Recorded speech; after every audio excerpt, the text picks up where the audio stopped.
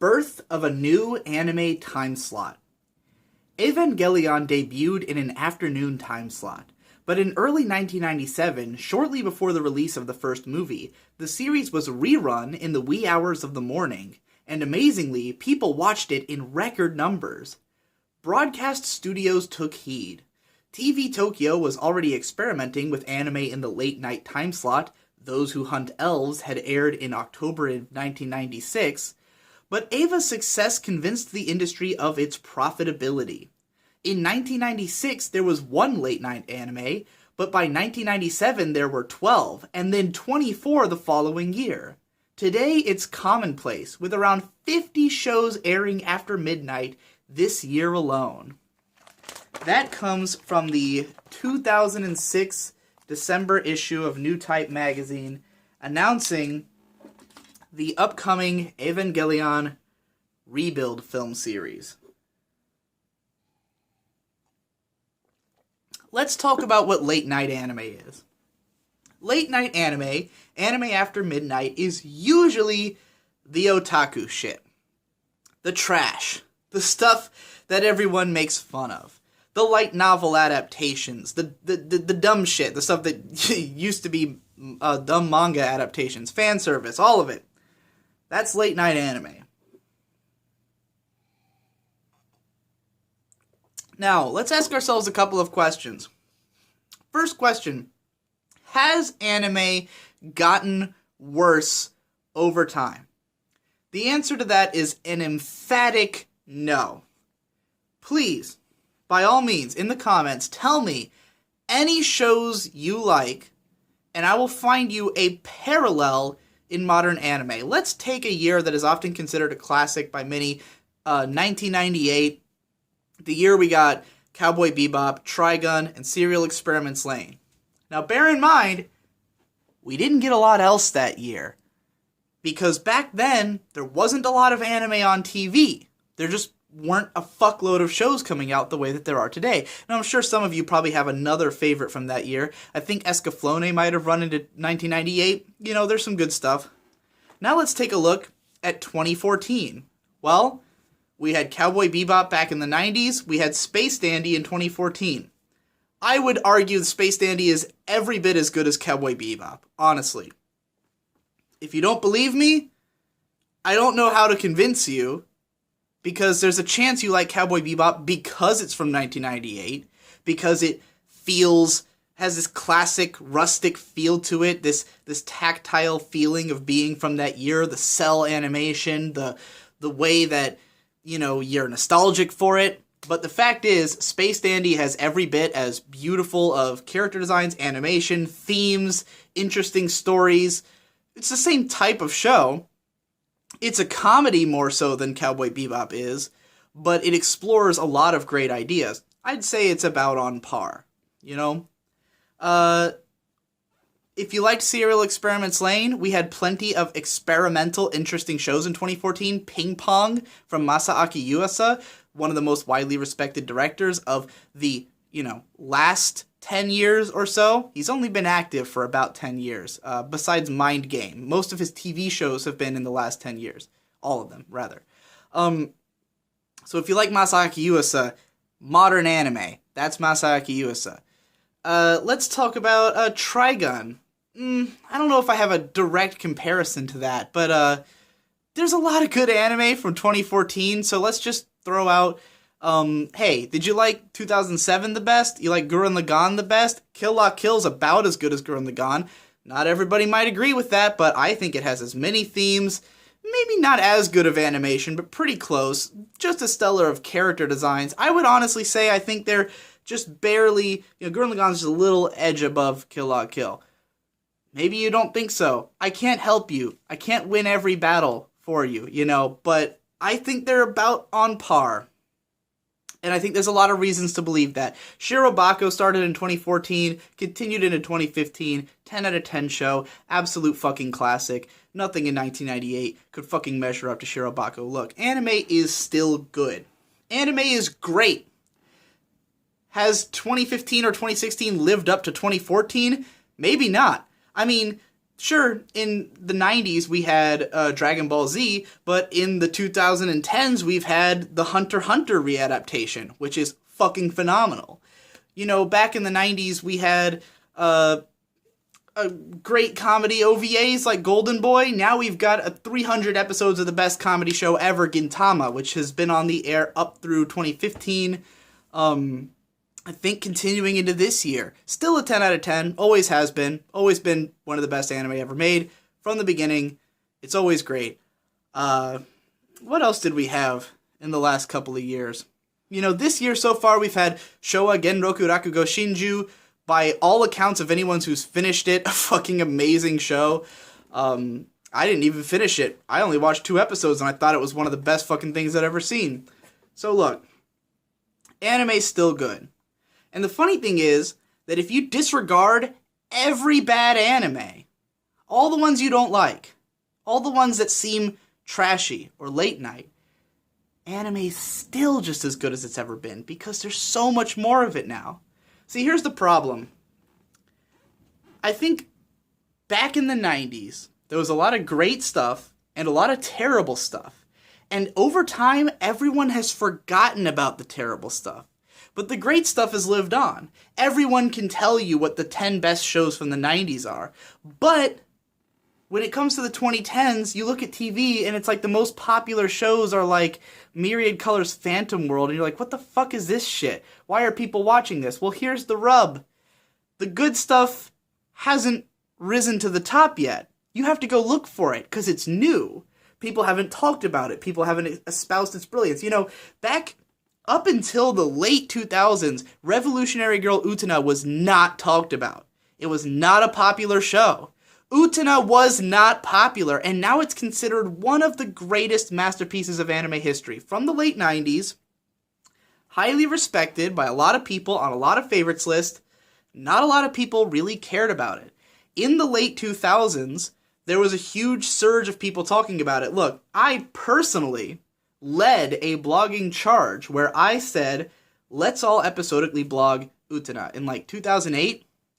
And a lot of people who'd never heard of the show started watching it based on my post and then started writing about it. And it spread like wildfire through the blogosphere, even though I personally didn't do shit. I only blogged the first 3 episodes. But everyone else who I told to do it, their posts were popular and it spread. Utena became popular because people talked about it over time. There's a lot of great shows on right now that just aren't that popular, because guess what? People like bullshit. People like dumb fucking bullshit. There's a lot of shows from the 90s that were big in the 90s that no one gives a fuck about anymore, that you'll never see on a fucking classics list, you know? What like highly recommended anime list has Tenchi on it? Do you know how many seasons of Tenchi Muyo there are? There's a lot of fucking seasons. I'm sure some of you probably like Tenchi, and Tenchi's not abysmal, but it's a fucking harem show. It's as much of a stupid harem show as anything coming out right now. Look. Anime hasn't gotten worse. What it has gotten is more ubiquitous. And I think in the process, as anime has reached our shore in the US, where we don't watch it on TV, where people don't have context into what each show is, I think we have this perception that there's all this shitty anime now. But all the shitty anime is relegated to the shitty anime corral. You see, let's look at a show like Ghost in the Shell Standalone Complex, or Ergo Proxy. Those shows were pay-per-view shows. Those were like the HBO of anime. They were shows that you had to like pay for a service to watch. They had much higher budgets than normal shows, much more freedom than normal shows to do whatever they want. And as a result, those shows are now celebrated as classics. But people look at those and they talk about Ghost in the Shell Standalone Complex like it's in the same vein as another TV anime, but it's not. It's not another TV anime. It was an HBO show, essentially. And when people look at all this shitty anime, all this shitty late night, light novel adaptation bullshit, I think the problem that we're having is people are looking at this and going, why are we getting so much shitty anime? And it's like, because there's a shitty anime market, and then there's a good anime market, and they're not the same thing exactly. Noitamina is a time slot people have long worshipped for the fact that they put out lots of interesting, unique shows. Maybe not as much anymore, although now I think Ama Ama to Inazuma's on there, and that's classic Noitamina style, but, or maybe it's Orange. One of those is on there. Noitamina was started up as a block to be anime for people who aren't otaku. It's actually kind of late night, but it's not for otaku. It was originally made to appeal to audiences outside of that demographic. So you had lots of josei manga adaptations, like Honey and Clover, and later on, Princess Jellyfish. I think that's josei. I don't actually know.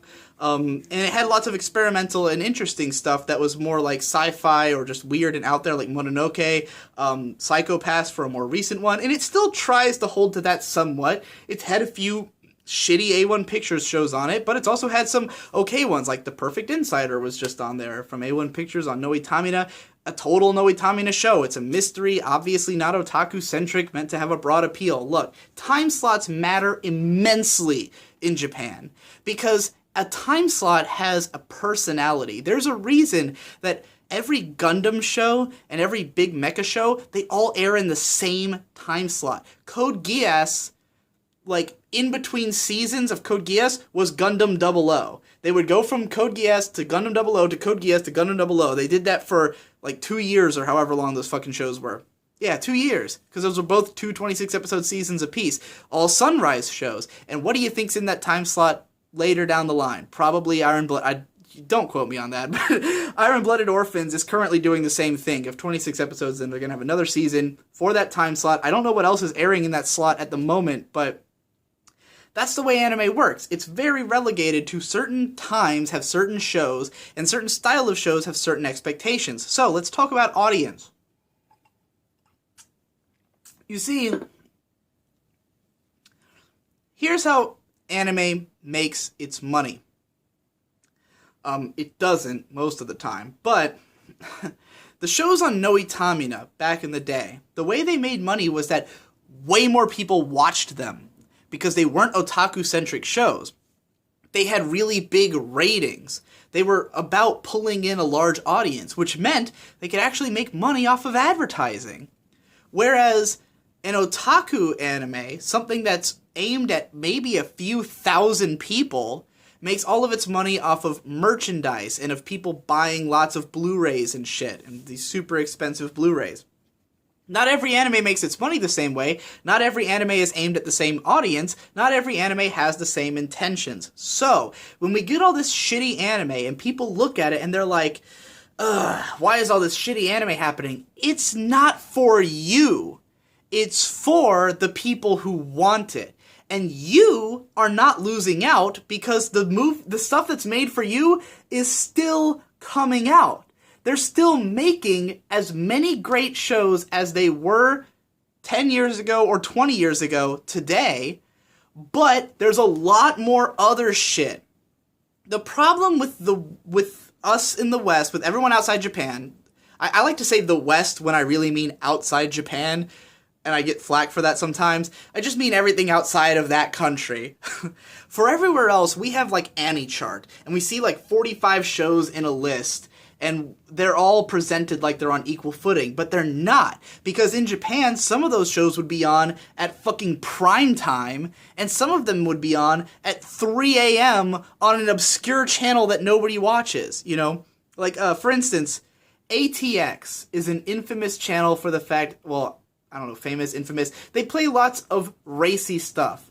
Whenever you get those uncensored rips of the shows that are like the heavy fan service shows, when you get the uncensored version, that usually comes from ATX because they are that kind of channel. It's like a Japanese Spike TV kind of thing, you know, like you're getting the stuff that's oriented towards that.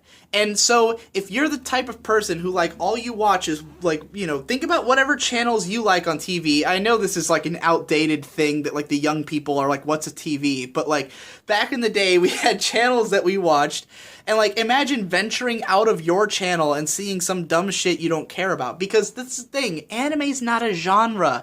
Anime's a medium. Anime is made for all people. So In the same vein that, like, Adult Swim will have those weird fucking shows they play at 3 o'clock in the morning on only Sundays that, like, only 10 people give a fuck about. Some anime is like that. Some anime is not made for mass consumption. It's not made for everybody. It's made for otaku. And yes, there are more of those shows now than there were in the past, but they haven't done anything to the good shows. The good shows are still there. Here's the problem. In the winter season, no one fucking watched Showa Genroku Rakugo Shinju, the best fucking show on television. The show that was impeccably directed, impeccably designed, beautiful to look at, great characters. It was on Crunchyroll, so everyone had access to it immediately. It was classy. It had no fan service or anything. It had a strong dramatic plot line, great memorable characters, amazing voice acting, brilliant directing, brilliant art design. No one watched it. And as a result, people can sit around and say, anime sucks this year. But you didn't watch the good anime. You watched Erased. You watched fucking Phantom World and Grimgar. Shows that are fucking, that no one will talk about in 2 years because they don't matter. But a lot of you did watch Konosuba, and that was great.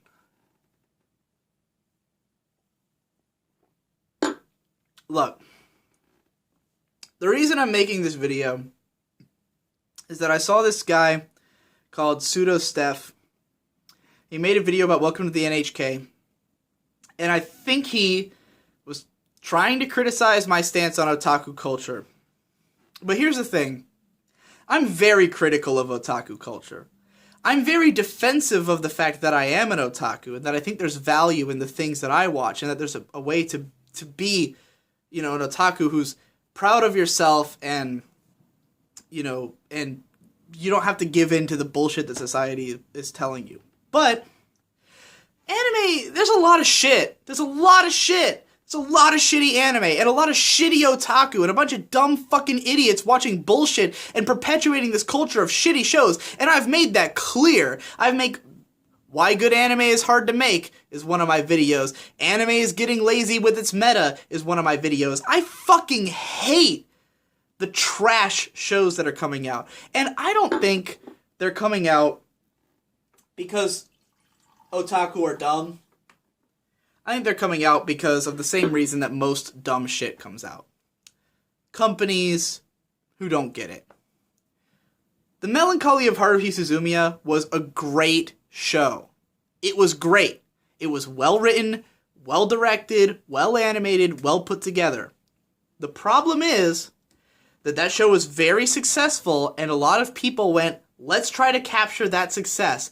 And they ripped it off. But they didn't capture the heart. They didn't capture what made it good. They didn't capture the directing. They didn't capture the animation quality. They made worse versions of it. And that always happens in every medium all the time. Every time something good comes out, someone else wants to cash in by doing something similar without understanding what was good about the original. It always happens.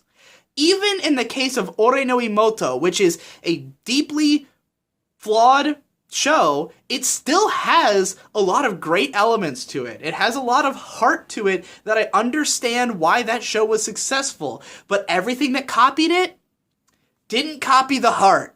They copied what Film Crit Hulk refers to as the... Oh my god, I can't remember the term. I'm too drunk. Or not drunk enough. Tangible details. They looked at Ore no Imoto and they said, Little Sisters are in. So then we got 1,000,000 Little Sister shows because that was the tangible details of Ore no Imoto. And for some people, aka dumbasses, that's enough. But those otaku shows, all that bullshit that came out of Ore no Imoto, they're not that popular.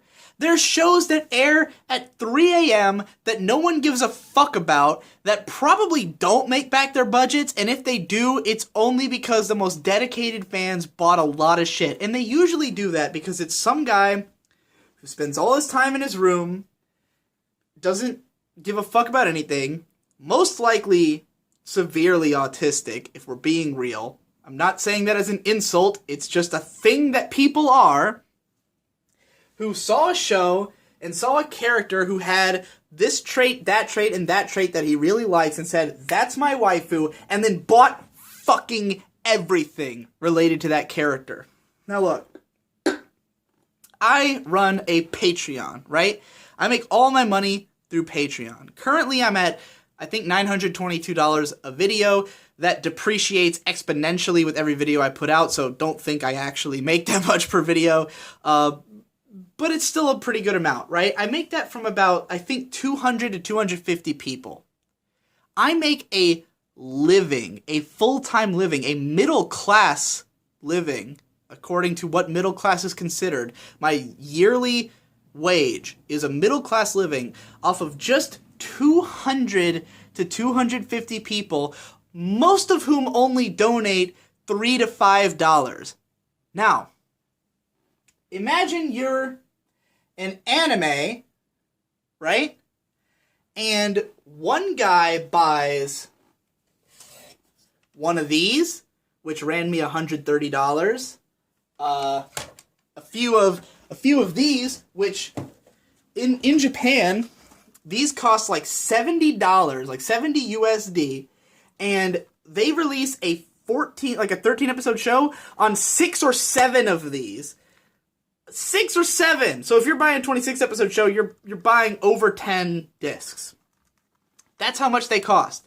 So you can have a show with an audience of no one, and it could still, like, imagine, let me try to multiply this in my brain, right? So I'm making $900 off of 200 people. So what if I multiplied it so that each of those people was giving me $70 at minimum a piece, because they're buying at least one DVD. Not all Blu-rays are that expensive, but like that's what they can get up to. For like special editions and shit especially, you know, there's a lot of shit that comes in special editions. So like only 250 people, I mean, that increases my pay exponentially. Crazy off the charts. Now, an anime is made by a number of people, a bunch of overworked and severely underpaid people, often who are fresh out of college, just moved to Tokyo, being worked to the bone, to the point that they're fucking depressed and they can't do anything in life, and their life is shit. But they get onto some late night anime, and it only takes a couple thousand people to pay everyone on that team the meager salary that they are making.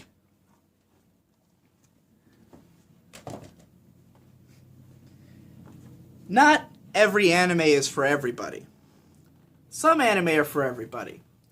And there's as many of those as there ever were. Here's the thing, look. Anime's changed styles. But you also have to realize anime is a minuscule industry.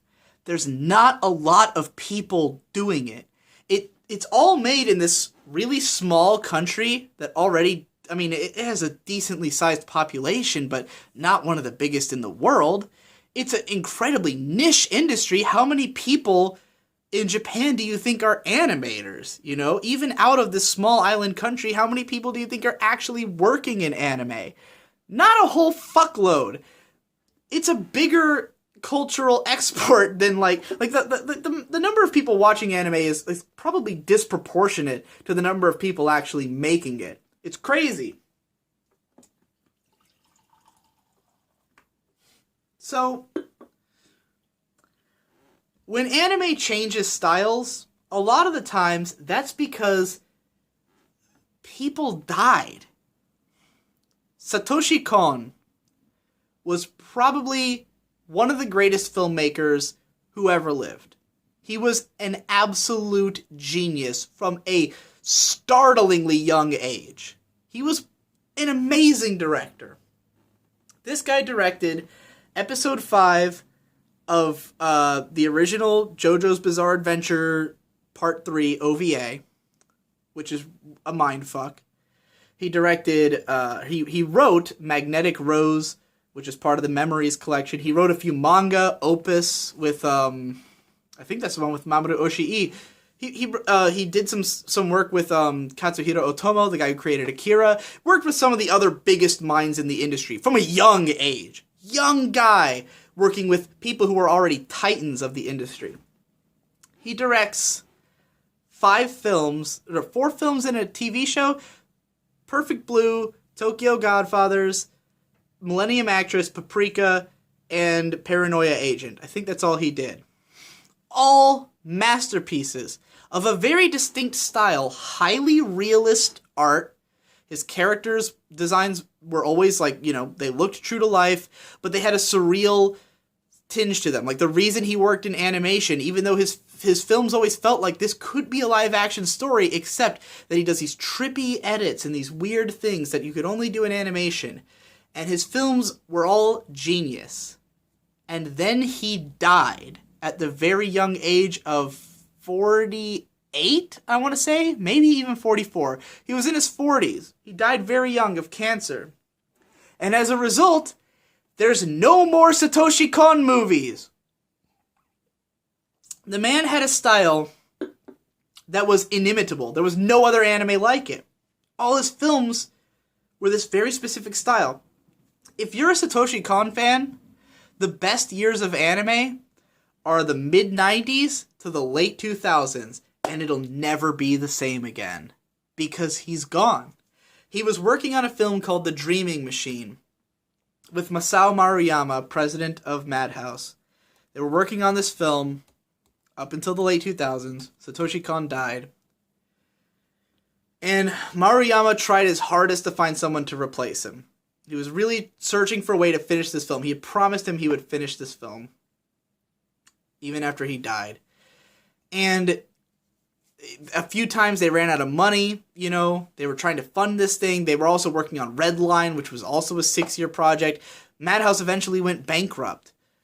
Maruyama left. He went to go make his own studio. He still said he was working on The Dreaming Machine. But eventually he said, and I saw him say this at Otakon last year, he said, I can't find a director who can fill Kon's shoes. I can't find anyone who can do what he was trying to do. Masao Maruyama is 80 years old. He announced recently that he's sick, or he's in lower health at least. He's gonna make another new studio. He's leaving MAPPA to go make a final studio to finish up whatever dream projects he can before he dies. If Masao Maruyama dies, we'll never get The Dreaming Machine.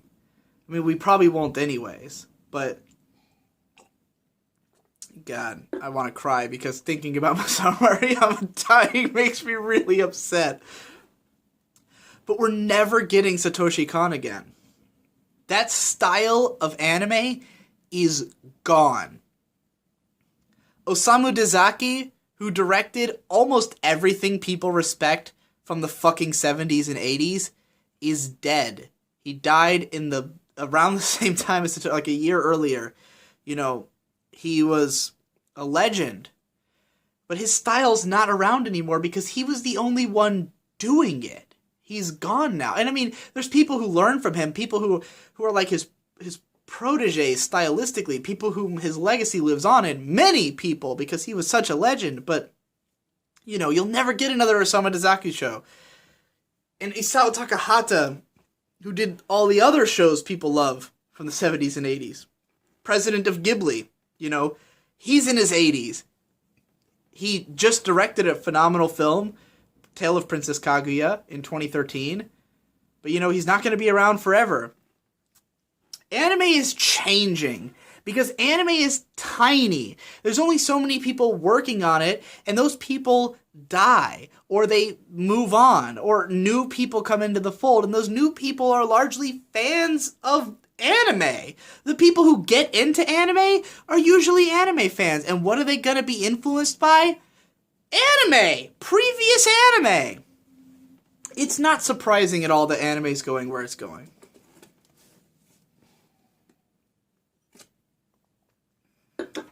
If you think anime is worse now than it was in the 70s and 80s, it's probably because the people who worked on the anime you loved aren't working anymore.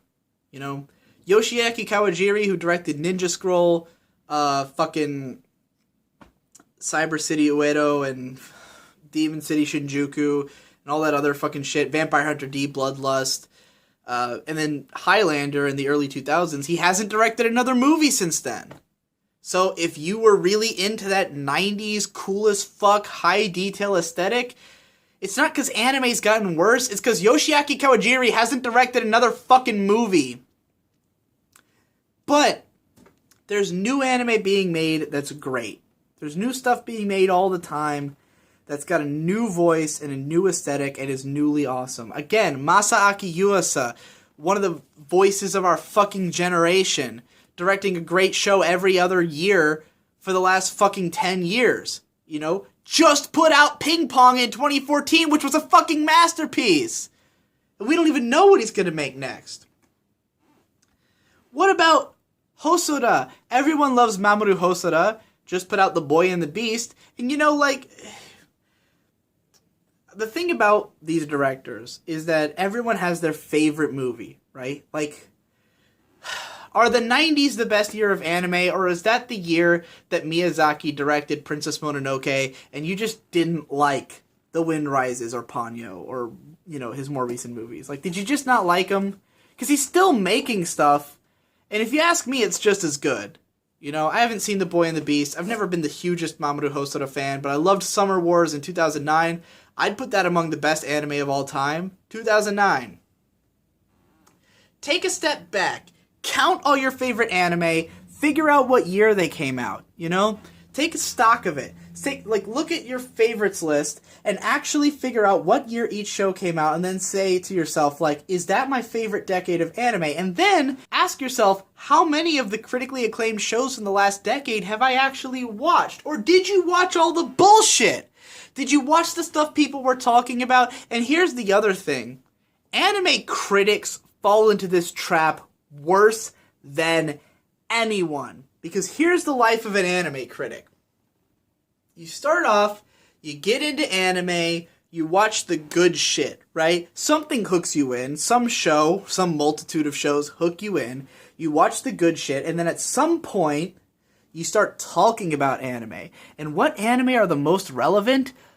Bullshit. Stuff everyone likes, everyone cares about, but you don't like it because you're smarter than everyone. You're a critic, right?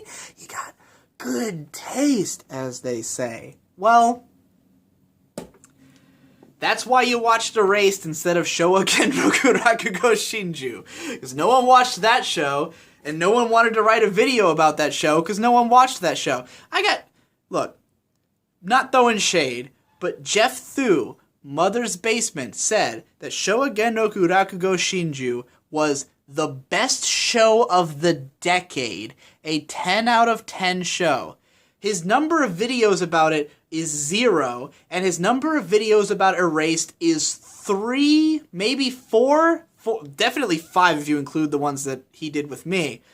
And I'm not, accusing him of anything, but that's the culture, right? Because Erased was a hot topic. I did the same thing. I didn't finish the show no Rakugo Shinju. I mean, I knew I would eventually, but I didn't write a video about it because no one watched it. And I wrote a video about Erased, and it got 200,000 fucking views because everyone watched it. That's why I wrote about it. Look,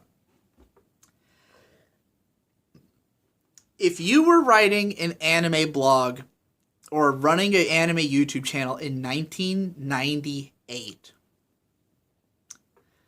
Cowboy Bebop isn't the show you would have covered. Serial Experiments Lane definitely isn't the show you would have covered. And maybe there would have been better odds because there were fewer anime then. But for fuck's sake, those were not the most popular shows on TV. The best shows do not correlate with the most popular. And when I say best, I don't mean objectively, because I don't believe in that shit. I mean the ones that eventually matter to people. Cowboy Bebop wasn't that fucking big a deal when it came out. It wasn't super beloved in Japan. It was popular, but it wasn't considered the best anime ever. It wasn't this revolution, even when it came out in the US, for years, I never knew anyone who'd heard of that show. I was a huge fan of it because I just happened to see it right when it started. But I was a bigger fan of, like, Yu Hakusho and Inuyasha, which are fucking garbage, you know? Well, no, not Yu Hakusho. I fucked that up. Yu Hakusho is amazing. Inuyasha's fucking garbage. I'm deeply in regret that I implied for a second that Yu Hakusho is garbage. I'm very sorry. That was not intentional. I've gotten very drunk in the course of this rant. Inuyasha's garbage. But over time, Cowboy Bebop grew to be respected because the people who liked it kept talking about it forever. And eventually it achieved this status. I remember back when Mushishi was obscure. When I got into anime in 2007, Mushishi wasn't a big deal. But now you can't look at a fucking 3x3 list without seeing it because it gained respect over time. My cat wants in.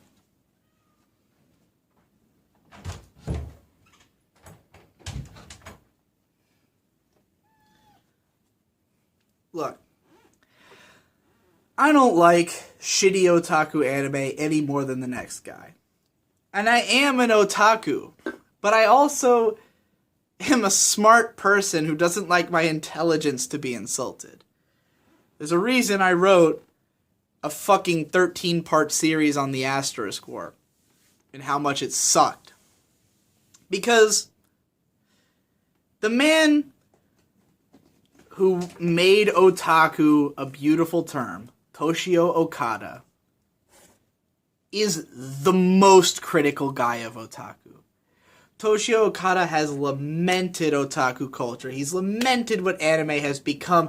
Hideaki fucking Anno, the otaku man. His wife wrote a manga about how much of a fucking otaku he is. Constantly shits on otaku, made a whole show, Evangelion, which he himself has said is critical of otaku, which people have analyzed as being critical of otaku, but what those fucking people don't recognize is that it's also a self-critical anime, because he is an otaku. But what he's critical of is the culture surrounding it. Not because he thinks otaku are shitty people, but because he wants them to be better. He wants them to reflect what he sees in anime. Because this is a man who grew up on movies and shows and anime that touched him fucking deeply and made him create all this beautiful shit he made. And he wants to see other people doing the same. He's disappointed when he sees otaku who are into all this lame bullshit. And I mean, a lot of them are young, you know? You can only be so hard on a show like Asterisk War, which is why I kept emphasizing that if I was 12, I would love the Asterisk War. If I was the amazing 9-year-old, I'm sure I'd love the Asterisk War, because whatever. You know, as a kid, you're more easily reached. But I've forgotten everything that happened in Samurai Deeper Kyo, which I was really into when I was 12, because that show is fucking shit.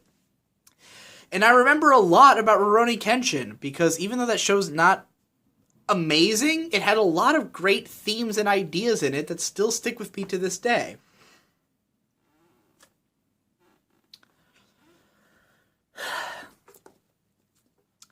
Not every anime is for every audience.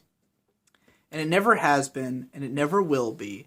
And a lot of anime is shit. A lot of it's garbage. A lot of otaku culture is worshipping at the altar of dumb bullshit. And that's fine, because it doesn't affect you. And people seem to think it's affecting them. People seem to think that good anime is gone and replaced by this shit. But you're just not looking for it. I promise you, because that's why I watch every fucking show that comes out. That's why I sit there when a new season comes and dutifully watch 45 fucking episode 1s and watch all this stupid, shitty bullshit, because I want perspective. Because there's nothing that I'm more disappointed in than an anime critic who takes a look at 2 shows when a new season comes out, the 2 most popular that all their fans told them to watch, and goes, anime's shit now, when they didn't watch any of the good shit.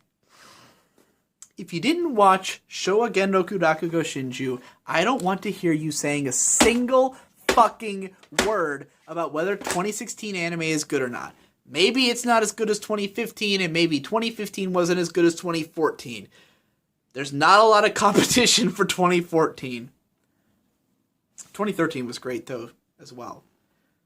Psycho Pass, Log Horizon, second half of Psycho Pass, first half of Log Horizon, first half of Kill La Kill, a lot of the Chimera Ant arc of Hunter x Hunter.